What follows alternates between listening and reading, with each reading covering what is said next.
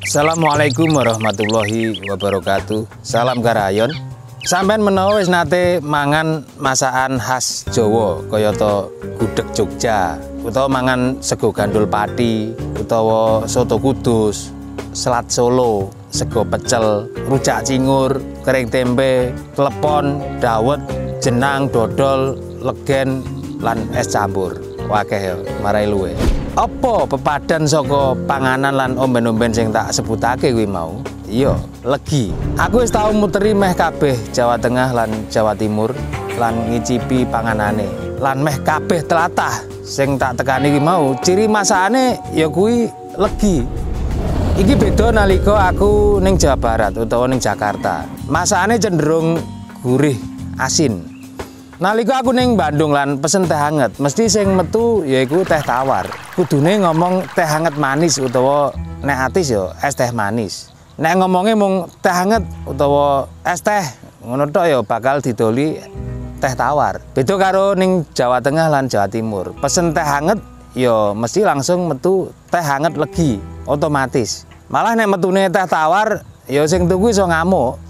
Wong pesen teh hangat kok didoli teh tawar ngono. Panganan uga ngono. Saka kabeh jenis panganan sing tak sebutake ing wiwitan mau, kabeh bumbune mesti ana gulane. Mbuh kuwi gula pasir utawa gula Jawa. Ketoke nek durung nganggo gula kurang sedep. Saka iku iso nduduhake selerane wong Jawa saiki sing seneng panganan lan omben-omben sing legi. Luwih nemen maneh utamane ning Jawa Tengah lan Yogya. Mula umpamane ana produk panganan utawa omben-omben sing legi, ya biasane laris. Boba kuwi kan laris, sempet laris. Kenapa kok iso ngono? Ya saliyane masalah selera iki tibake uga masalah identitas sosial. Abot ya jero. Miturut teori hierarki kebutuhan Maslow, mangan kuwi ana ing kebutuhan paling dasar. Dene rasa lan selera kuwi wis manggon ing level sak dhuwure. Kabutuhan mangan kuwi kabutuhan dasar paling ngisor bareng karo sandang, papan lan turu, kebutuhan fisik ya. Dene sing paling dhuwur ya kuwi aktualisasi. Nalika kabutuhan sing paling ngisor iki wis iso dicukupi, mula banjur munggah ing kabutuhan sak dhuwure. Contone, nalika wong wis cukup mangan, mula banjur butuh rasa aman. Nalika rasa aman wis disembadani, njur butuh disayang, butuh kekancan, butuh sosialisasi. Nalika kebutuhan sosial wis disembadani, banjur munggah maneh ning kebutuhan kanggo diajeni, dialem. Lan sakwise wis diajeni, banjur butuh aktualisasi utawa menehake keprigelan lan ilmu sing dikuasani kanggo menehi manfaat marang liyan. Nah, nek ning panguripan ning Jawa saiki, rata-rata wong sing ana ing golongan menengah kuwi, kelas menengah, kuwi ana ing level kebutuhan kanggo diajeni. Dadi mangan kuwi dudu soal kebutuhan maneh, dudu kebutuhan dasar maneh. Ning wis dadi alat kanggo ngunggahno status sosial. Contone, ya nek bar mangan difoto, kuwi kebutuhane dudu panganane, dudu mung panganane, dudu nutrisine, dudu warege. Ning munggah dadi kebutuhan afeksi saka wong liya lan kebutuhan kanggo diajeni. Umpamane jenis panganane beda, status sosiale uga iso beda. Nalika ana wong mangan sego gaplek biasane dianggep melarat tinimbang wong sing mangan sego saka beras. Contone maneh mie. Senajan padha-padha panganan mie, nanging mie ayam lek Warjo lan ramen Jepang franchise sing ana ing kutha kuwi dadi beda kanggo nggambarake sapa sira lan sapa ingsun. Mula panganan zaman saiki saliyane iso dadi identitas budaya, uga iso dadi identitas status sosial ekonomi.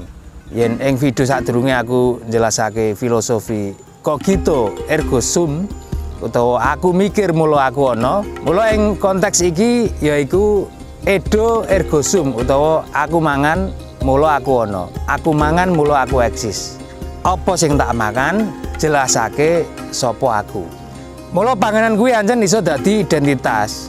Lan kenapa masakan Jawa kuwi legi, iki uga identitas yang perlu diwedhar ora mung saka sisi sejarah, ora mung saka sejarah tok ning uga saka budaya, filsafat nganti gastronomi.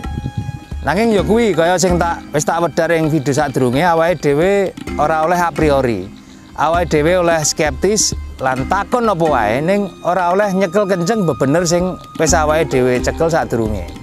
Kabeh kudu diselehno dhisik nembe dioceki siji-siji. Umpamane ana sing apik saka tradisi iki ya monggo diterusake. Lan umpamane ana sing kurang apik ya monggo dimodifikasi, dikurangi utawa ditinggal. Kuwi nek cara nganggo pikiran sing resik. Ngono ya. Dadi pitakonan kenapa masakan Jawa legi iki tak pecah maneh dadi pitakonan turunan liyane kaya kanggo diuji. Kaya to, kapan masakan legi awet dikenal ing Jawa lan iki saka sumber apa? Kaping pindho ya kuwi jinis panganan legi apa wae sing wis ana ing jaman dhisik. Nah, sampean mesti pengen ngerti. Banjur bumbu apa lan bahan apa sing dadi tradisi khas legi saka jaman dhisik.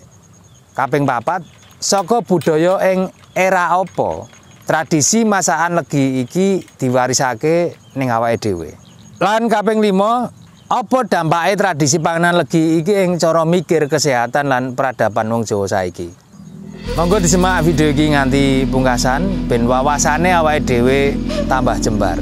Aku tak pindah panggonan dhisik. Oke?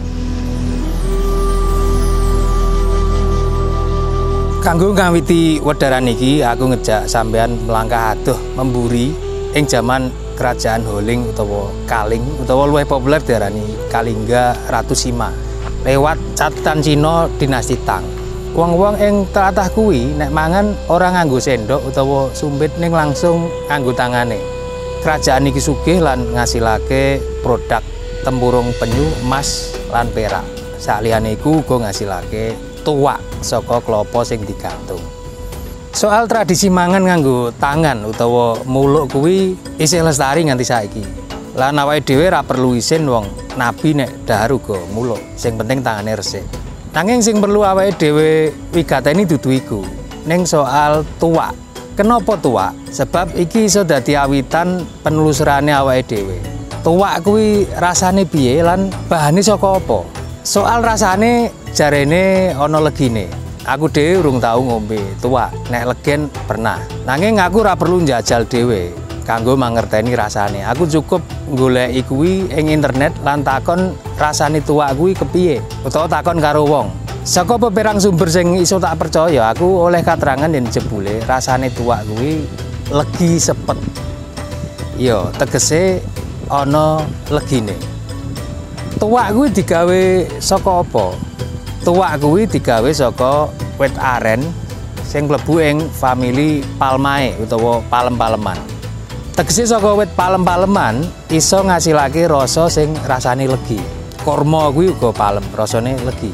Tanduran palmae kaya to klapa, pinang, aren lan sagu kuwi kok kagolong wit-witan endemik Nuswantara, kalebu Jawa. Kaya to sing diterangno ing prasasti Talang Tuwa ing Sriwijaya lan banjur saka katerangan relief Candi Borobudur ing jaman Medang utawa Mataram kuno.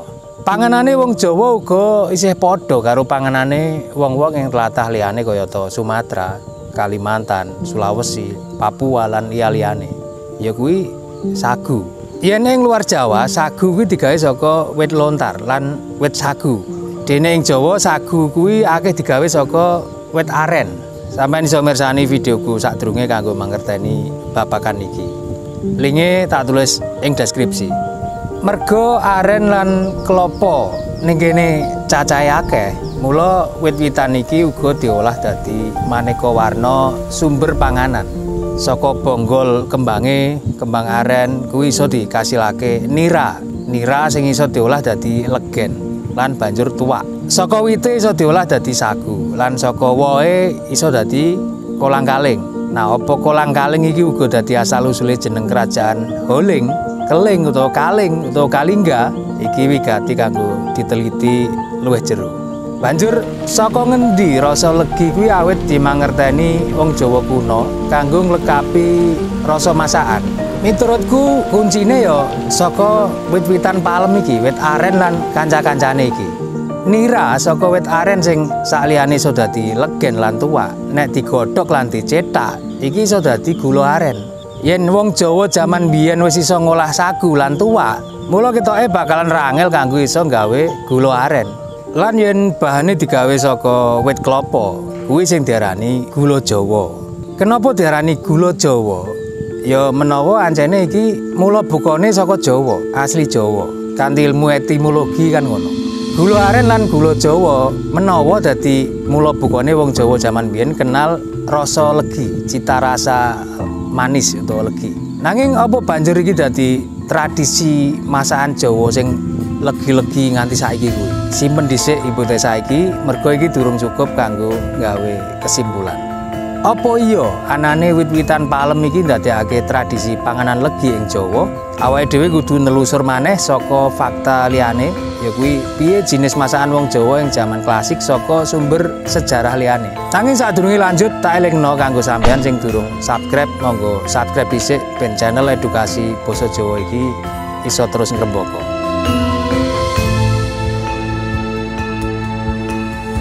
Awake dhewe bakal medhar iki saka sumber prasasti kanthi luwih rinci. Sumber data sing tak jupuk ya kuwi saka peperang prasasti sing critakake babagan tlatah Sima. Ya kuwi kayata sing katulis ing layar iki. Saka prasasti-prasasti iki coba tak pontho-pontho maneh miturut jinis panganane. Saka prasasti Rukam lan prasasti Sangguran, awake dhewe iso ngerti yen basa Jawa kuno nasi kuwi arane skul utawa sekul lan beras kuwi beras. Dene segu utawa sing saiki diarani sego kuwi tegese luwih amba. Ora mung kanggo ngrujuk panganan saka kasil beras tok, ning kanggo ngarani panganan pokok liyane kayata sagu lan juwawut. Dadi ana sego juwawut, sego beras lan sego sagu. Skul ing prasasti iki jenise macem-macem, ya kuwi skul mantiman, skul dinyun, skul pangliwetan, skul dandanan lan skul paripurna. Skul mantiman yaiku sego tim. Skul dinyun yaiku sekul sing dimasak ing dinyun utawa diun yaiku priuk utawa kendil. Jadi kira-kira iki tegese padha karo skul pangliwetan utawa sego liwet. Skul dandanan yaiku skul sing dimasak ing dandang utawa didang. Bar diliwet terus digodhog ning dandang sing ngisore ana banyune lan diwatesi sarangan. Dene skul paripurna kuwi miturut Bu Nastiti ing penelitiane iki iso dimaknai minangka sekul kang sampurna lengkap karo sayur, jangan lan lawe. Utawa nek saiki ya kuwi sego tumpeng. Nah, sekul iki nek ora diolah karo masakan liyane ya rasane anyep utawa ana legi-legine sithik nek sampean mood suwe. Sing kuwi minangka bukti yen sekul kuwi ngandung glukosa. Ning ya tetep kurang enak nek ora ana janganan lan bumbune. Sayur utawa janganan kuwi nek ing basa Jawa kuno diarani gangan utawa ganan. Ing prasasti Sangguran ana ukara pindah atat mipihan, pindah gangan sing tegese masakan pindang lan jangan pindang. Ing prasasti Rukan uga ana ukara ganan hadanan sapi sing tegese jangan sapi.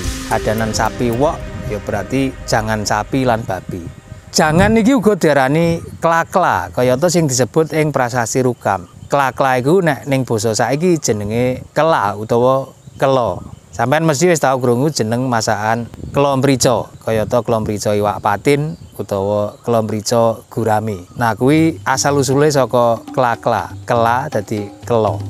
Saka komunitas gastronomi Indonesia awake dhewe iso mangerteni yen bumbu-bumbu sing dienggo masak klakla yaiku bawang, brambang, laos, godhong salam, uyah, jahe lan jeruk purut. Bahane saka iwak lan dimasak nganggo santen. Dadi urung ana rasa legine. Banjur hala-hala utawa bilunglung iki uga jenis olahan iwak. Nek tak olehi saka komunitas iki jebule sing dimaksud yaiku olahan iwak lan welut ning dipanggang dhisik. Komunitas gastronomi Indonesia nerangake yen bumbune ya kuwi bawang. Bawang kuwi berarti bawang putih ya. Nek brambang kuwi bawang merah. Bumbune bawang, uyah, gula abang lan jeruk. Nah, iki ana bahan sing penting yaiku gula abang utawa gula Jawa sing rasane legi. Banjur harias utawa hinariasan utawa aria yaiku jangan sing digawe saka bongkotan gedebok. Bumbune bawang, brambang, salam, tumbar, kencur, laos, jahe, uyah. Miturut komunitas gastronomi iki rasane rada ana kecute, menawa kaya kimchi, masakan Korea sing lagi akeh digandrungi cacah saiki kuwi. Dadi menawa luwih populer kimchi timbang Aryas. Banjur uga ana kuluban. Kuluban kuwi panganan saka sayuran mateng sing diulet karo parutan klapa lan nganggo bumbu asin lan legi. Dene yen disoki ulekan bumbu kacang lan gula abang kuwi banjur iso diarani pecel. Sayuran sing mentah utawa lalapan diarani rumpah-rumpah utawa ning panggonanku diarani urap-urap. Ing prasasti tembung kuluban lan rumpah-rumpah iki mesti deloki tembung dudutan tetis. Tetis kuwi tegese panganan sing diremet, ya padha karo urap-urap kuwi mau. Masake kan diremet-remet. Kuwi mau bahan-bahan sing dijangan. Lan ketoke aku durung nemu panganan sing digoreng. Nek dibakar mau ana ya. Nek dibakar mau hala-hala saka welut lan iwak kuwi mau. Nah, sangsangan kuwi tegese panganan sing disangan utawa sing dipanggang. Lawuhe kira-kira apa wae? Aku ngonangi tibake lawuh ing jaman Jawa kuno akeh saka jinis iwak-iwakan. Kaya sing nate tak wedhar ing video sadurunge. Ana bilunglung, bijanjan, hala-hala, duri, kadiwas, kadawas, kuwi jenis-jenis iwak. Monggo sampean bersani cangkepe ing video sadurunge. Saliyane iwak banjur ana apa maneh? Ana den asin kuwi daging utawa dendeng sing diasinke. Denhanan kuwi dendeng utawa daging sing digaringno ning rasane tawar. Sakliyane panganan abot uga ana jajanan. Jajan kuwi nek ning basa Jawa dhisik jenenge lit-lit utawa ambil-ambil. Dadi ambil-ambil dudu sendok nanging jajanan. Ing prasasti aku nemu tembung dual. Kuwi tegese dodol utawa jenang nek ning jaman saiki. Kaya dodol Garut utawa jenang kudus. Nah, iki ana unsur legine sing asale ya kuwi saka gula abang utawa gula Jawa. Dene omben-ombene ya kuwi tuak. Tuak kuwi omben-omben saka fermentasi nira. Iki wis disebut suwe banget. Ke jaman keling wis disebut. Banjur ana cinca kuwi omben-omben saka fermentasi asem Jawa. Duh nunyur utawa nyun utawa nyur kuwi nyiur utawa klapa. Dadi duh kuwi dudoh, mula tegese kanthi jangkepe ya kuwi dudoh klapa. Pudak kuwi omben-omben saka kembang pandan. Kila utawa kilan kuwi omben-omben sing difermentasi saka tebu. Nah, iki ana tebu ning kono. Madya kuwi kanggo ngarani kabeh omben-omben sing marai mabuk. Mastawa tegese uga mirip karo madya. Pana uga padha karo mastawa. Saka katerangan sing awake dhewe wedhar iki mau, kesimpulan sing iso dijipuk yaiku jinis lan rasa kuliner ing jaman klasik, jaman Mataram kuno. Iki maneka warna lan durung didominasi rasa sing tertentu. Rasa legi durung dominasi. Maneka warna. Umpamane ana sing dominan legi ya siji loro jenis panganan. Ning ora kabeh. Ing abad 11, wong-wong Jawa sing srawung karo wong-wong manca awit kenal kecap saka bakul-bakul Cina. Nanging kecap sing dikenal nalika kuwi yaiku kecap asin, durung kecap legi. Durung kenal Malika sing dirawat seperti anak sendiri. Banjur ing jaman Daha, Singosari lan Mojopahit aku uga urung nemoni jenis-jenis panganan sing nonjol rasa legine. Keterangan sing ana ing serat lan prasasti ing jaman-jaman iki rata-rata netral lan nerangake acarane. Sumber saliyane prasasti ya kuwi kitab kayata Pararaton lan Negara Kertagama. Ning kitab-kitab iki rata-rata ora crita babagan rasa, mung crita babagan kahanan acarane. Diceritake yen akeh panganan ngono ae. Mula awake dhewe banjur iso mlangkah maneh ing jaman Demak, Pajang lan Mataram Islam. Sumber rujukan sing paling pas kanggo nelusur sejarah Mataram Islam, Pajang lan menawa uga Demak ya kuwi babat Tanah Jawi. Senajan isine akeh sanepan-sanepan sing kudu diwedhar, nanging iki minangka sumber sejaman yen awake dhewe ngomongno Mataram Islam. Lan sakliyane babat Tanah Jawi mesti wae isih akeh serat, babat lan suluk sing isa awake dhewe nggo rujukan. Nanging aku uga durung nemu katerangan sing jangkep babagan jenis panganan sing ana ing jaman kuwi. Paling cerita tutur. Mergo iki jarake ora patek adoh saka jaman saiki lan budaya sarta agamane uga padha karo mayoritas wong Jawa saiki. Mula aku nganggo penelusuran gastronomi wae. Nek awake dhewe pengen nelusur rasa legi, kuwi bumbu apa sing kira-kira dienggo? Gudeg lan pecel kuwi kira-kira nganggo apa? Ya mesti wae nganggo gula. Gula ing jaman saiki yaiku ana rong jenis, gula pasir lan gula Jawa. Gula putih lan gula abang. Ing jaman klasik gula iki iso digawe kanthi tradisional ya kuwi gula aren lan gula Jawa. Wis iso gawe, ora butuh pabrik. Dene gula pasir kuwi luwih angel prosese yang digawe kanthi tradisional. Mula senajan katerangan anane gula tebu iki ana ing prasasti yaiku omben-omben sing diarani kila kuwi mau. Ning iki ora nerangake babagan anane gula pasir. Kila ya kuwi omben-omben fermentasi saka tebu. Dadi peresan tebu lan peresan nira kuwi mau mesine wis ana ing zaman biyen. Nanging kanggo ngolah dadi kristal kuwi butuh teknologi sing luwih modern, yaiku kanggo proses evaporasi, ayaan lan kristalisasi. Lan kasil saka olahan tradisional mesine uga ora kuat akeh lan masif nganti iso dadi mujudake selerane wong Jawa utawa kanthi radikal dadi ngubah selera. Beda karo zaman pabrik. Pabrik jelas iso dadi babakan sing kuat kanggo ngowahi tradisi. Utawa iki mlebu ing era sing jenenge era industrialisasi. Ing ngendi ideologi sing dienggo ya kuwi kapitalisme. Nah, awit kapan ing Jawa ana pabrik gula yaiku ing zaman Walanda. Pabrik gula kaping pisanan ing Jawa lan sekaligus kaping pisanan ing Indonesia kuwi ana ing Tegal sing jenenge pabrik gula Pangka sing dibangun ing taun 1832. Lan sawise kuwi akeh dibangun pabrik liyane ing Jawa Tengah lan Jawa Timur sing cacahe luwih saka 100. Paling akeh ning Jawa. Dene ning Sumatera mung ana 7, ning Sulawesi 5 lan ing Kalimantan 1. Dadi saka kene awake dhewe iso awit mangerteni kenapa masakan Jawa akeh sing rasane legi. Ya mergo pabrik gulane akeh. Ning Jawa akeh pabrik gula. Lah saiki kenapa kok Londo milih bangun pabrik gula? Kenapa kok ora pabrik liyane? Alasane ya kuwi kanggo golek duit cepet. Mergo nalika kuwi duwite Walanda ing negara asale kono wis awit entek sawise ngadepi perang Gedhen.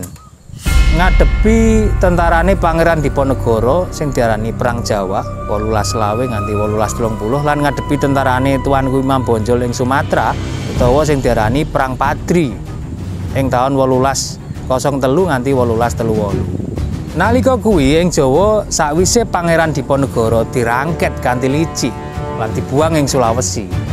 Londo awit ngrekel maneh kanggo ndandani sakabehane. Ya ekonomi ya wibawane. Kanggo ngrusak mentale wong Jawa, Walanda nyebar propaganda lewat peperang serat kaya Serat Darmo Gandul sing elek-elek Wali Songo.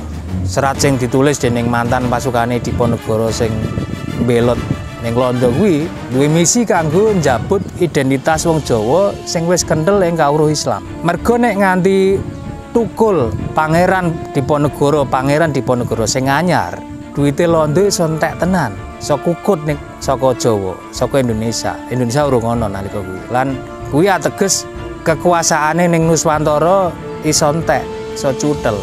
Mula Londo kudu cepet-cepet ngasilake duit saka tlatah jajahane. Lan kudu menehi propaganda kanggo nglemahake wong Jawa ben ra ana sing wani nglawan. Bisa liyane lewat mental uga lewat fisik. Carane yaiku diarani sistem tanam paksa utawa kultur stelsel. Iki kedadian ing taun 1830 persis sakwise Perang Diponegoro nalika jaman pamerintahane Gubernur Jenderal Van den Bosch. Van den Bosch merintahake wong Jawa kanggo nanduri sawah lan tegale kanggo tanduran-tanduran sing payu diekspor. Nalika kuwi sing paling cepet lan pasare rame lan regane larang yaiku gula. Mula meh kabeh tegalan lan sawah sing maune ditanduri maneka warna tanduran kaya pari lan liya-liyane. Dadi mung ditanduri saka komunitas siji tok ya kuwi tebu. Ya awite mek 20% ning suwe-suwe dadi saya akeh. Mula wong-wong Jawa nalika kuwi sing wis kulino mangan sego dadi akeh sing kaliren lan mangan sak-sake. Mergo ning ndi-ndi ketemune tebu. Mula wong Jawa awet sinau nerusake urip kanthi mangan lan ngombe saka kasil olahan banyu persan tebu lan saka olahan gula. Saka persan tebu kuwi banjur diolah dadi maneka warna campuran panganan. Aset saka sistem tanam paksa iki ancen kasil menehi sumbangan sing gedhe ing Londo kanggo modal Walanda mulihake kekuatan ekonomine ke taun 1835 nganti 1940. Lan Jawa nate kecathet dadi tlatah sing ngasilake produksi gula paling akeh nomor 2 sak donya sakwise Kuba. Ramekakat tenan. Ning sing sugih dudu wong Jawa, dudu Nuswantara, dudu Indonesia. Akibat saka sistem sing kasil makmurake Londo kuwi, Van den Bosch minangka gubernur sing duwe ide tanam paksa dianugerahi gelar Graaf. dening Ratu Londo ing tanggal 20 Desember 1839. Dene ing Jawa uripe wong Jawa ya isih tetep perkasa lan awit penyakiten mergo kakehan mangan gula. Wong jaman biyen ora weruh nek gudheg lan borok kuwi dudu mergo penyakit kulit tok. Ning uga iso disebabno lara kencing manis. Larane kencing manis ning diobati nganggo obat gudheg. Dadi ora mari-mari. Kultur stelsel iki banjur dindekno ing taun 1870 sawise digawe undang-undang agraria lan menawa isih tinggo kanthi saiki undang-undange. Menawa ana revisi sithik ning acuane kok undang-undang dhisik jaman Londo. Iki minangka awitan jaman liberalisasi ekonomi ing era penjajahan Walanda.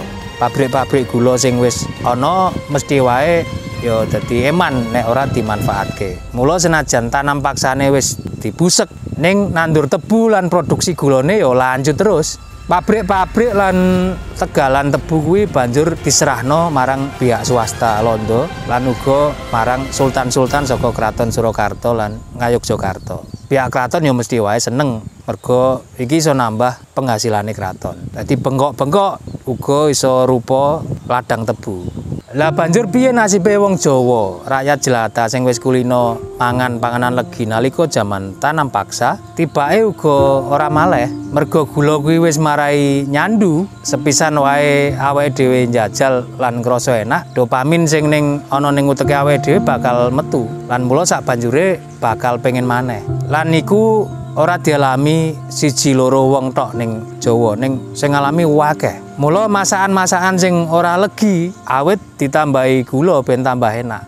Jangan tewel utawa jangan gori sing wis ana kae jaman Jawa kuno, sing jaman Sultan Agung uga wis digawe sangune para tentara ing Batavia iki awit akeh divariasi. Salah sijine yaiku dadi gudeg sing saiki rasane dominan legi. Ngombe teh lan kopi nek ora legi dadi kurang enak. Padahal teh kuwi asline kan ya ora nganggo gula. Kopi uga luwih enak ora nganggo gula. Ning mergo wis kulino ya dadi ra enak.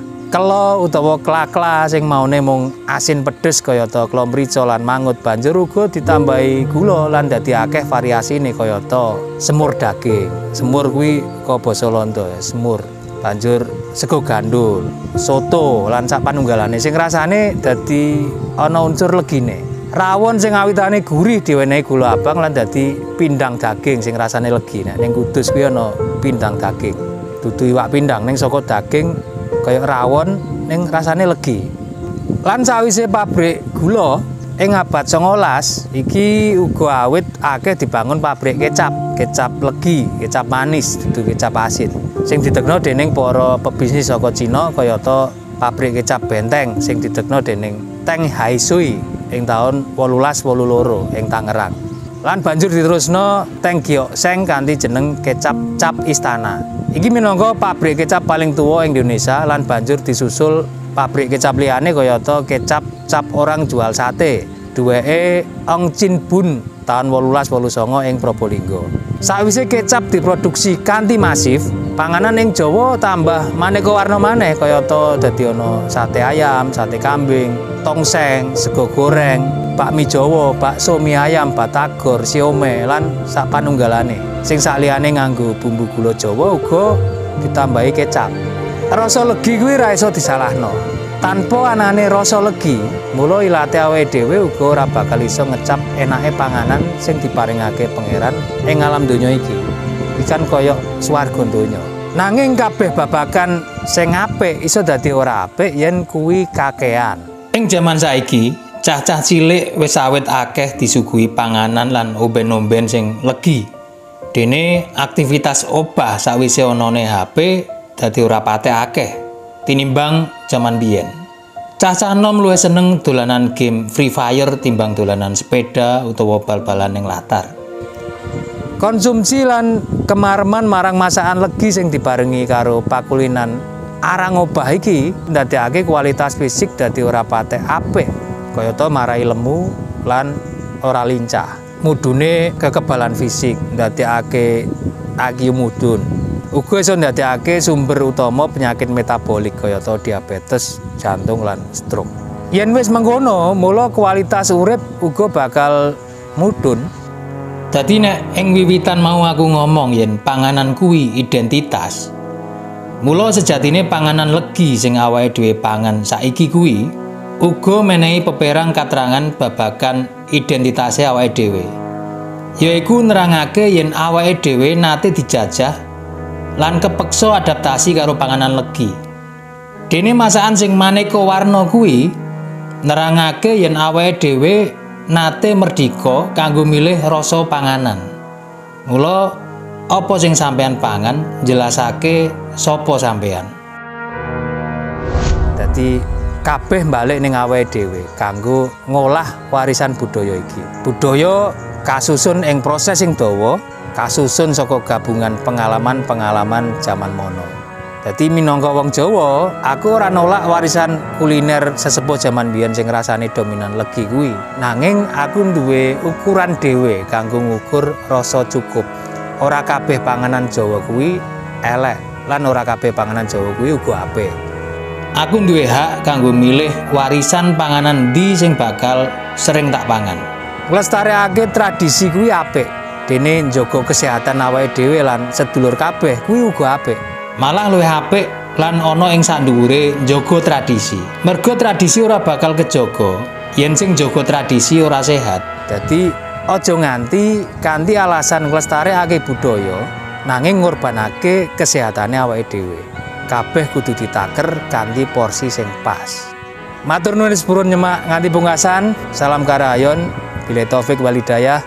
Wassalamualaikum warahmatullahi wabarakatuh.